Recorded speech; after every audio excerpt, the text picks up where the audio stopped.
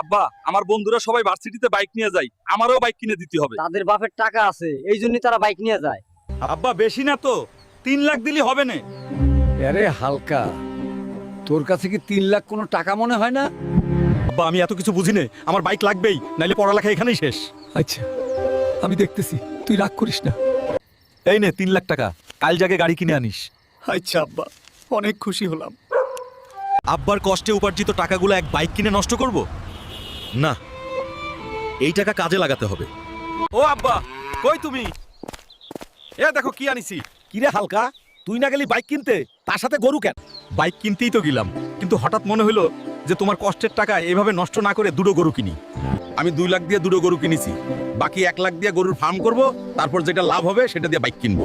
হালকা, তোর মাথায় এই বুদ্ধি কই থেকে আইলো রে আব্বা? আব্বা আমি এখন ভার্সিটিতে পড়ি, এখন যদি আমার এই বুদ্ধি না হয় তাহলে আর কখন হবে? ঠিক আছে, আল্লাহ